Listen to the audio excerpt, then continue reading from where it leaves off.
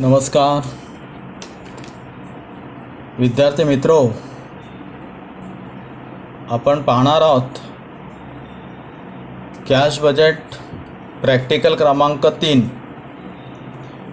Cash budget या प्रॅक्टिकलमधला तिसरा example आपण या ठिकाणी पाहणार आहोत। या तिसऱ्या एक्झाम्पल बाबतीत ऑडिओ रेकॉर्डिंगच्या माध्यमातून आपल्याला सर्व माहिती सविस्तर सांगण्यात आलेली आहे।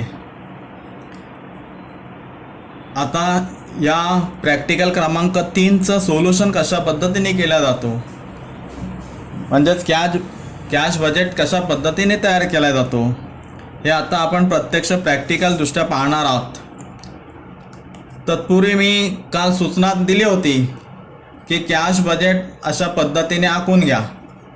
नेहमीप्रमाणे कॅश बजेट आखून घ्यायचं आहे। कुठल्या महिन्यासाठी आपल्याला कॅश बजेट तयार करायला सांगितलेलं आहे ते महिने या ठिकाणी घ्यायचे आहे। तिथं म्हटलेलं आहे एक्झाम्पलमध्ये, you are required to prepare cash budget for 3 months starting on 1st May 2020 when there was a cash balance of ₹15,000। म्हणजे 3 महिन्याचा कॅश बजेट स्टार्टिंग मे पासून, म्हणजे मे जून जुलै या 3 महिन्याचा आपल्याला कॅश बजेट तयार करायचं। म्हणून इथे आपण घेतलं आहे पहिला कॉलम पर्टिक्युलर, मे, जून आणि जुलै। आता आपण सुरुवात करतोय कॅश बजेट सोडवायला दिलेल्या एक्झाम्पलवरून। एक्झाम्पल तुमच्या समोर वहीत आहे, प्रत्येकाकडे वही आहे, त्याच्यामध्ये प्रिंटेड एक्झाम्पल आहे। आपण आता सोडवायला सुरुवात करतोय। वरती कॅश बजेट लिहिलेलं आहे छानपैकी। इथं 4 कॉलम आहेत, पर्टिक्युलर, मे, जून, जुलै। सुरुवात करतोय ओपनिंग कॅश बॅलन्स। ज्या महिन्याचा आपल्याला कॅश बजेट तयार करायला सांगितलेलं आहे त्याची सुरुवात मे पासून होतोय। त्या मेची ओपनिंग कॅश बॅलन्स एक्झाम्पलमध्ये दिलेली असते, ते पाहायचं आहे। आता एक्झाम्पलमध्ये दिलेले आत्ताच बघितले आपण, 1 मे when there was a cash balance of ₹15,000। म्हणजे कॅश बॅलन्स किती आहे मे महिन्याची सुरुवातीचे 15,000। ती या ठिकाणी सुरुवातीला लिहून घ्यायचे आहे 15,000 ओपनिंग कॅश बॅलन्स 15,000 मे महिन्याची। त्याच्यानंतर ॲड काय होणार आहे, कॅश रिसिप्ट अधिक कॅश रिसिप्ट या ओपनिंग बॅलन्समध्ये ॲड होतील। म्हणजे येणारे पैसे या अल्फा कंपनी लिमिटेडकडे, ही ज्या अल्फा कंपनी लिमिटेड आहे या कंपनीकडे प्राप्त होणारी जी रिसिप्ट आहे, पैसे आहेत, अमाऊंट आहेत, ते आपण पाहायचे आहेत। आता प्राप्त होणारे पैसे म्हणजे कुठल्या मार्गाने येणार पैसे, तर माल विकला, सेल्स। आता सेल्स केला की पैसे येतात, म्हणजे ते रिसिप्टमध्ये दाखवायचे आहेत। आता त्या सेल्समध्ये कॅश सेल्स असेल, क्रेडिट सेल्स असेल, पण क्रेडिट सेल्सचे सुद्धा पैसे काही मुदतीनंतर येणारच आहेत, तेही दाखवायचे आहेत। त्याच्यानंतर डिव्हिडंड जर येणार असेल तर डिव्हिडंड इथे दाखवायचा आहे। तर आपण काल एक्झाम्पल पूर्ण वाचलेलं आहे, पाहिलं आहे। याच्यामध्ये रिसिप्टच्या बाबतीत फक्त आपल्याला सेल्स दिसत आहेत, बाकी त्याच्याऐवजी दुसरं काही दिसत नाही आहे। तर आपण आता पाहायचं आहे सेल्स महिना मे महिन्यातला सेल्स आपण पाहतोय 64,000। आता सेल्सच्या बाबतीत इथं काय सांगितलंय बघूया। बघा 3 नंबरला दिलाय, period of credit allowed to suppliers is 2 months। सप्लायर्सला 2 महिने आहेत। सप्लायर्सला म्हणजे काय, ज्याच्याकडून आपण माल खरेदी केलाय तो आपला झाला सप्लायर्स। आपला म्हणजे अल्फा कंपनीचा, ज्या कंपनीचा आपल्याला बजेट तयार करायला सांगितलेलं आहे त्या कंपनीचा सेल्स कॅश बजेट आपण तयार करतोय। म्हणजे सप्लायर कोण आहे, तर ज्याच्याकडून आपली कंपनी माल खरेदी करणार आहे ते झाले परचेस। म्हणजे परचेससाठी 2 महिन्याचं क्रेडिट पिरियड आहे। And to customers is 1 month। Customer जे आहेत, ग्राहक जे आहेत, त्यांना 1 महिना आहे। आता कस्टमर्स कोण, ज्याला आपण माल विकलाय उधारीवरती, ते आपले कस्टमर्स। आणि ती उधारी केव्हा मिळणार आहे, कधी अपेक्षित आहे, तर 1 month 1 महिन्याने। म्हणजे सेल्स, क्रेडिट सेल्स जो आहे तो 1 month। आता 1 month म्हणजे या ठिकाणी मेची विक्री 64,000 आहे, ती 64,000 मिळणार आहे 1 महिन्याने, बरोबर आहे। म्हणजे मेचे जूनमध्ये, जूनचे जुलैमध्ये पैसे विक्रीचे मिळतील 1 महिन्याने. इथं म्हटलं टू कस्टमर्स इज 1 पिरियड, म्हणजे कस्टमरला 1 महिना पिरियड दिलेला आहे उधारीचा. तर आता इकडे घ्यायचा आहे सेल्स. कॅश बजेटमध्ये घ्यायचा आहे सेल्स, कॅश रिसिप्टमध्ये सेल्स. एक कॅश सेल्स, इथं लिहायचं आहे कॅश सेल्स. कॅश सेल्स आहे का एक्झाम्पलमध्ये? नाही, कॅश सेल नाही, नील. कॅश सेल्स कुठल्याच महिन्यात नाही. दुसरा घ्यायचा आहे क्रेडिट सेल्स, म्हणजे कलेक्शन फ्रॉम डेटर्स, म्हणजे डेटर्स म्हणजे ज्यांना माल विकलेला आहे त्यांच्याकडून येणे पैसे आहेत ते डेटर्स आले आपल्या अल्फा कंपनीचे. मग इथं लिहायचं आहे कलेक्शन फ्रॉम डेटर्स. पैसे कुठून येणार आहेत? Collection from debtors.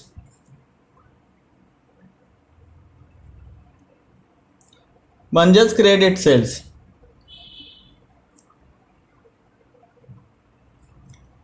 One month credit. आता मे महिन्याचे क्रेडिटचे सेल्सचे पैसे जे आहेत, मे महिन्याचे माल विकलेला इथं दाखवलेला अपेक्षित 64,000 हे जून महिन्यात मिळतील. मेची 64,000 जे आहे ते जून महिन्यात मिळतील 1 महिन्यानी 64,000. आणि जूनची विक्री अपेक्षित दाखवलेली आहे ते 58,000 ती जुलै महिन्यात 1 महिन्यानी 58,000. मग मे महिन्यात कुठल्या विक्रीचे पैसे मिळतील? आधी विकलेले, म्हणजे मेच्या आधी जो महिना आहे, मेच्या आधी महिना जो आहे 64 एप्रिलमध्ये 62,000 आहेत, ते कधी मिळतील? मे महिन्यात, म्हणजे 1 महिन्याने 62,000. इथं कॅश बजेटमध्ये कलेक्शन फ्रॉम डेटर आफ्टर 1 मंथ 62,000 ही झाली सेल्स. याच्या व्यतिरिक्त एक्झाम्पलमध्ये रिसिप्ट म्हणजे मिळणारी प्राप्ती कुठलीच या ठिकाणी अपेक्षित दाखवलेली नाही आहे. आता आपण घ्यायचे पेमेंट. रिसिप्टमधून पेमेंट वजा करायचे आहेत. आता पेमेंटच्या बाबतीत आपण बघणार आहोत.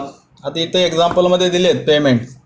काय काय पेमेंट आहेत? तर परचेस आहेत, वेजेस आहेत, मॅन्युफॅक्चरिंग एक्सपेन्सेस आहेत, ऑफिस एक्सपेन्सेस आहेत, सेलिंग एक्सपेन्सेस आहेत. हे सगळ्या पेमेंटच्या बाबतीत इथे जी इन्फॉर्मेशन दिलेली आहे, खालील इन्फॉर्मेशन ती आपल्याला वाचायची आहे आणि त्याप्रमाणे आपल्याला ते पेमेंट्स इथे दाखवायचे आहेत. आता इथे प्लॅन्ट अँड कॉस्टिंग 16,000 आहे. हे पाहण्यापूर्वी आता सुरुवातीला आपल्याला या बॉक्समध्ये सेल्स घेतला. आता आपण बघता पेमेंटमध्ये परचेस. पहिला आधी घेऊया परचेस, म्हणजेच पेमेंट टू क्रेडिटर.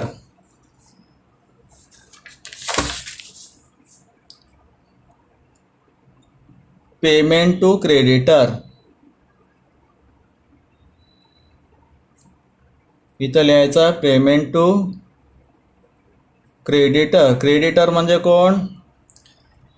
ज्यांच्याकडून आपण माल विकत घेतलाय ते सप्लायर्स. किती आहे? 2 महिने पिरियड, म्हणजेच परचेस क्रेडिट पिरियड 2 months. 2 महिने. आता 2 महिन्यांनी पैसे खरेदीचे द्यायचे आहेत. खरेदी केलेल्या मालाचे आपल्या अल्फा कंपनीने खरेदी केली मे महिन्यात, त्याचे पैसे 2 महिन्यांनी द्यायचे. आता इथं बघूया मे महिन्यात परचेस 33,000. हे खरेदीचे पैसे मे महिन्याचे कधी द्यायचे आहेत? आफ्टर 2 months, म्हणजे कधी?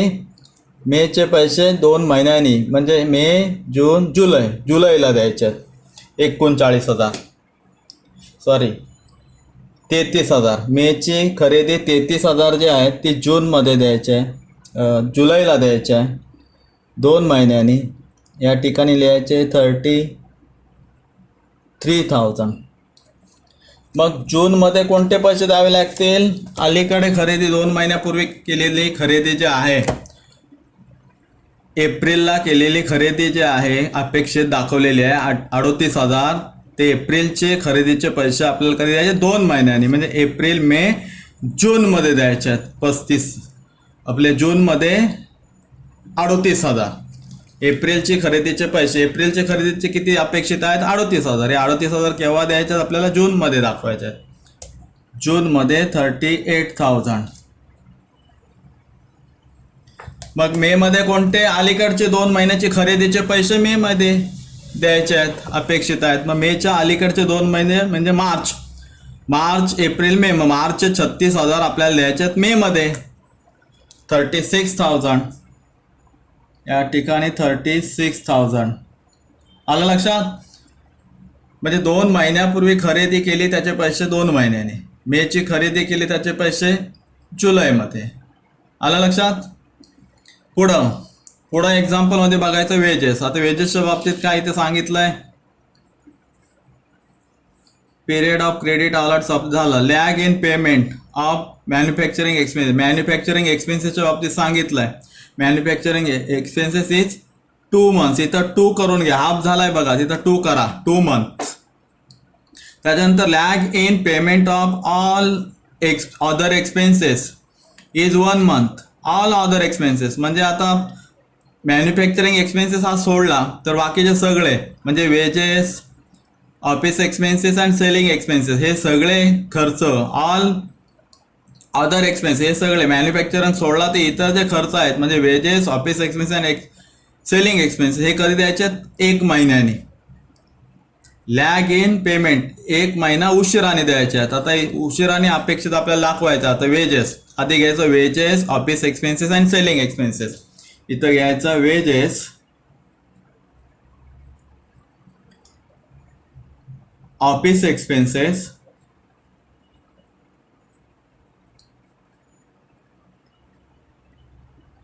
सेलिंग एक्सपेन्सेस,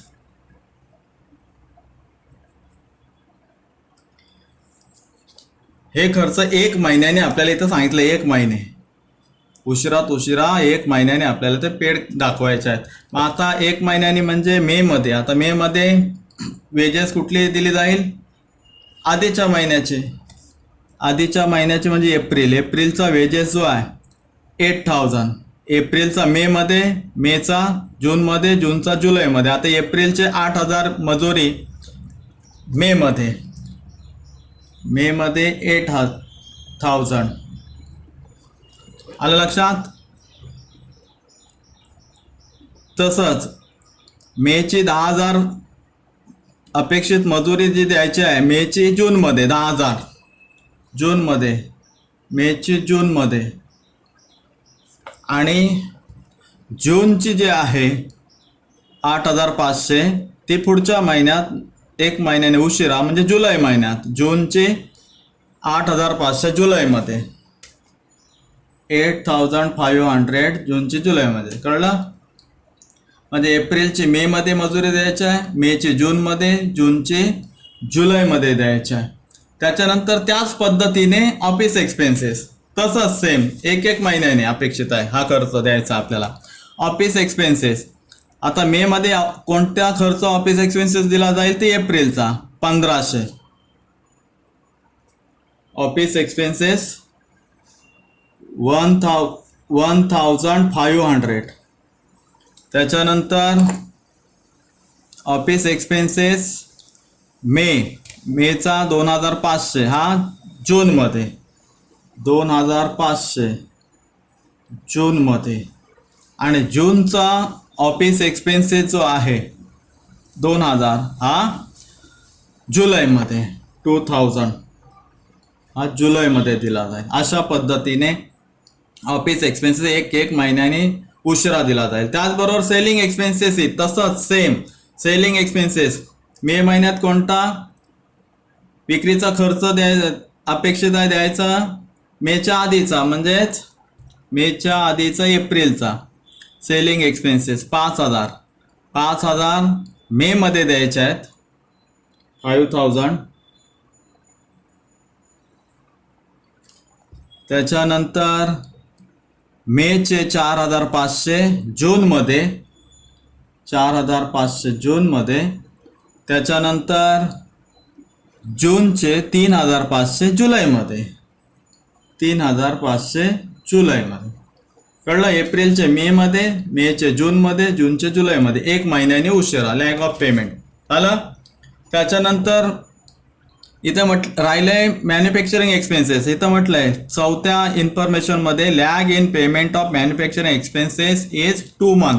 म्हणजे मॅन्युफॅक्चरिंग एक्सपेन्सेस कधी द्यायचा आहे? 2 महिन्याने अपेक्षित आहे. 2 महिन्यांनी म्हणजे काय? मे मध्ये कोणता मॅन्युफॅक्चरिंग खर्च अपेक्षित आहे? मार्चचा. मार्चचा जो आहे तो डायरेक्ट मे महिन्याने दाखवायचा. मार्चमध्ये मॅन्युफॅक्चरिंग एक्सपेन्सेस आहे 4,000. इथं घ्यायचे आहेत मॅन्युफॅक्चरिंग एक्सपेन्सेस 5. मॅन्युफॅक्चरिंग एक्सपेन्सेस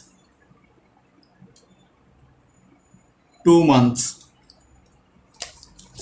मे मध्ये कोणतं? 2 महिने आधीचं. मे मध्ये 2 महिने आधीचं म्हणजे मार्चचा 4,000. जूनमध्ये 2 महिने आधीचं. जूनमध्ये 2 महिने आधीचं म्हणजे एप्रिल. एप्रिलचा मॅन्युफॅक्चरिंग खर्च 3,000. त्यानंतर जुलै 2 महिने आधीचं. 2 महिने आधीचं म्हणजे मेचं. मेचं किती आहे? मॅन्युफॅक्चरिंग एक्सपेन्सेस अपेक्षित 4,000. तो त्या अपेक्षित देणे आहे, पेमेंट करायचं आपल्याला जुलैमध्ये. अशा पद्धतीने पेमेंट आपल्याला करायचे आहेत. Wedges, office expenses, selling expenses आणि मॅन्युफॅक्चरिंग एक्सपेन्सेस हे 1-1 महिन्याने द्यायचे आहेत, अपेक्षित आहेत उशिरा, आणि हे 2 महिने उशिराने द्यायचे आहेत. त्याच्यानंतर आता ह्या बॉक्समध्ये सगळे खर्च बघितले, रिसिप्ट बघितले. आता बघायचं आहे ह्याच्यामध्ये दिलेल्या इन्फॉर्मेशन मधली माहिती. Plan costing ₹16,000 is due for delivery in July, payable 20% on delivery. 16,000 रुपयाची प्लॅन किंमत आहे आणि ती येणार कधी आहे? व्यवसायात जुलै महिन्यात. तेव्हा किती द्यायचे आहेत? 20% ऑन डिलिव्हरी. जेव्हा ती प्लॅन व्यवसायात डिलिव्हर होईल म्हणजे येईल तेव्हा 20% द्यायचे. म्हणजे 16,000वरती 20% म्हणजे किती? 3,200. म्हणजे जुलै महिन्यात हा अपेक्षित खर्च आहे प्लॅन्ट एक्सपेन्सेस. इथं दाखवायचं आहे प्लॅन्ट एक्सपेन्सेस जुलै महिन्यात 20% म्हणजे 3,200. जुलै महिना हा इकडे, जुलै महिन्यात 3,200, 3,200. आणि त्याच्यानंतर अँड बॅलन्स आफ्टर 3 मंथ्स. आणि बाकीचे राहिलेले जे आहेत 16,000 मधून 3,200 दिलेत, बाकीचे 3 महिन्यांनी द्यायचे आहेत. आता 3 महिन्यांनी म्हणजे जुलैपासून 3 महिन्यांनी. आता जुलै इथं आपला एंड झालेला आहे. जुलैपासून पुढं 3, ऑगस्ट, सप्टेंबर, ऑक्टोबरमध्ये द्यायचे आहेत. ते आता आपल्याला फक्त जुलैपर्यंत बनवायला सांगितलं आहे. म्हणजे या ठिकाणी प्लॅनचा जो एक्सपेन्सेस आहे, पेमेंट करायचा आहे तो जुलैमध्ये 3,200 आणि 20% झालं. त्याच्यानंतर advance tax of ₹10,000 is payable in March and June. या आपल्या कंपनीचा जो टॅक्स आहे, कर भरायचा आहे, तो जो भरावा लागणार आहे तो 10,000 रुपये मार्चमध्ये आणि जूनमध्ये. म्हणजे मार्चमध्ये 10,000 दाखवायचे आहेत आणि जूनमध्ये 10,000 दाखवायचे आहेत. ॲडव्हान्स टॅक्स इथं लिहायचं आहे. ॲडव्हान्स टॅक्स मार्चमध्ये 10,000 दाखवायचे आहेत. आता इथं मार्च महिना नाही आहे आणि जूनमध्ये, आणि डायरेक्ट जूनमध्ये 10,000 दाखवायचे आहेत. झालं. पुढं 3 पिरियड ऑफ क्रेडिट अलाउड हे झालं. त्याच्यानंतर lag in payment manufacturing expenses झालं. Lag in payment of all other expenses झालं. आता सगळं रिसिप्ट अँड पेमेंटचे सगळ्या आपल्या एंट्री झालेल्या आहेत. आपल्याला फक्त आता करायचं आहे रिसिप्ट किती, पेमेंट किती, आणि त्याच्यावरून आपल्याला क्लोजिंग कॅश बॅलन्स अपेक्षित जे आहे, एस्टिमेटेड कॅश बॅलन्स शेवटला, महिन्याच्या शेवटला ते काढायचं आहे. तर काय करायचं आहे? आपल्याला रिसिप्टची टोटल करायची आहे. ओपनिंग कॅश बॅलन्समध्ये कॅश रिसिप्ट मिळवायचे आहेत. कॅश रिसिप्ट म्हणजे काय? रोख विक्री ह्या महिन्यात कुठल्याच महिन्यात नाहीत, फक्त उधारी आहे, ती सुद्धा 1 महिन्याने पैसे येणार आहेत. ते आता टोटल पहिली सुरुवातीला मे महिन्याची करायची आहे. 15 आणि 62,000 म्हणजे 77,000, 77,000. त्यानंतर पेमेंटची टोटल करायची, याच्यातून लेस करायची पेमेंट रिसिप्टमधून लेस करायचं. म्हणून आता पेमेंटची टोटल करायचं आहे. 36,000, 8,000, 1,500, 5,000 आणि 4,000. म्हणजे याची टोटल झाली 54,500. 54,500 हे पेमेंट. हे झाले रिसिप्ट. म्हणजे व्यवसायाकडे मे महिन्यात एवढे रुपये येतील आणि एवढे रुपये खर्च होतील अंदाजे. आणि मग राहतील किती महिन्याच्या शेवटी, मे महिन्याच्या शेवटच्या तारखेला 77 वजा 54,500 बरोबर 22,500. 22,500 हे मे महिन्याच्या शेवटी शिल्लक राहतील अपेक्षित. आता हेच मे महिन्याचे शेवटचे बॅलन्स, क्लोजिंग बॅलन्स, ते जून महिन्याच्या पहिल्या तारखेचे ओपनिंग बॅलन्स. म्हणजे ते इथं उतरवायचं आहे 22,500. म्हणजे जून महिन्याच्या 1 तारखेला 22,500 हातात असतील कंपनीच्या, अल्फा कंपनीच्या. आणि जून महिन्यात येणारे पैसे असतील विक्रीचे 64,000. मग याची टोटल करायचे. एकूण प्राप्ती 22,500 आणि 64 बरोबर 86,000. 86,500 झालं. आता ह्यातून नेहमीप्रमाणे पेमेंट लेस करायचे. आता या पेमेंटची टोटल करायची आहे. 38,000, 10,000, 2,500, 4,500, 3,000 and 10,000. टोटल 68,000. जून महिन्याचा पेमेंट अपेक्षित आहे. Estimated payment 68,000. आता या रिसिप्टमधून पेमेंट वजा करायचा आहे. म्हणजे येईल ते बॅलन्स, क्लोजिंग बॅलन्स. अपेक्षित क्लोजिंग बॅलन्स येईल महिन्या अखेरची शेवटची शिल्लक.